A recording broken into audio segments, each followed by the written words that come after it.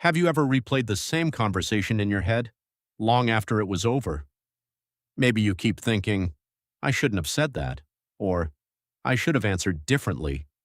Or maybe you've spent an entire day trying to make one simple decision and still couldn't decide. Most people call this overthinking, but here's something strange.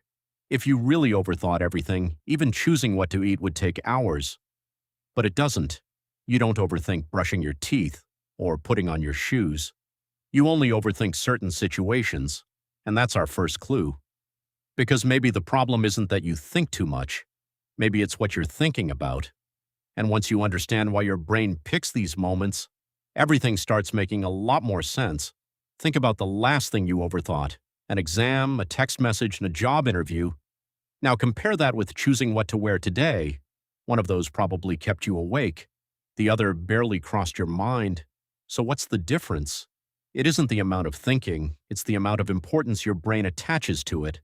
The more important something feels, the more your brain starts believing, I can't afford to get this wrong. And that's when something unexpected happens. Your brain quietly switches goals, without you even realizing it. Instead of trying to make a good decision, it starts trying to make the perfect decision, so you compare every option, then compare them again, then imagine every possible outcome, just in case. But the more possibilities you create, the harder choosing becomes, almost like you're building your own maze. One thought at a time, and here's the ironic part. The harder you try to avoid making the wrong decision, the less likely you become to make any decision at all. But here's the thing. Your brain isn't trying to make your life harder, it's actually trying to protect you. Imagine you're standing in front of two doors. Behind one is success, behind the other, failure. The problem is, your brain has no idea which door is which, so instead of choosing, it keeps asking for more information. Maybe if I think a little longer, maybe I'll notice something I missed. Maybe then I'll make the right choice. And honestly, that sounds pretty logical. Who wouldn't want to make the best possible decision? The problem is, life doesn't give you complete information, not before you decide. Sometimes, you only understand things after taking the first step, but your brain hates that idea, because uncertainty feels uncomfortable, and your brain is wired to avoid discomfort. So every new thought feels like progress, even when you're standing in exactly the same place. Think about the last time you spent hours making a decision. Did all that extra thinking actually make the choice easier? Probably not. In fact, you were likely even more confused than when you started. That's because every answer created two new questions, and every new question created another possibility. Your brain wasn't finding clarity anymore. It was creating more complexity. Imagine trying to find your way out of a maze.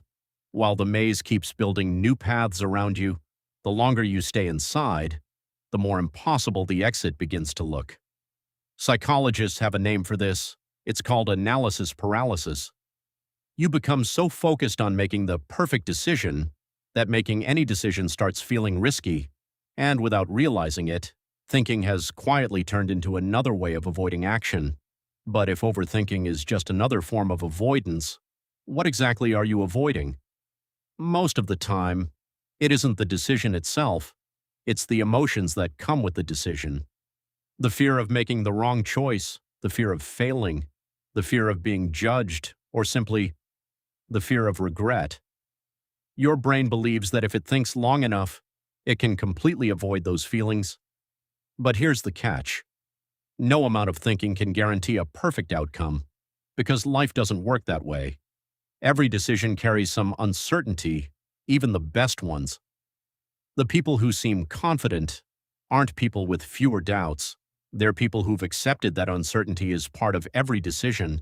They don't wait until every doubt disappears. They decide despite the doubt. So how do you actually stop overthinking? Not by forcing your brain to stop thinking. Instead, ask yourself one simple question. Am I trying to solve a problem? Or am I trying to eliminate uncertainty? If you're solving a problem, keep thinking. That's useful. But if you're chasing certainty, You're chasing something that doesn't exist. At some point, thinking stops helping, and action becomes the only thing that can move you forward. So the next time you catch yourself trapped in endless thoughts, remember this. You're probably not searching for the perfect answer. You're searching for perfect certainty, and that's a search you'll never finish. The moment you accept that, you stop trying to think your way out of uncertainty and start living despite it.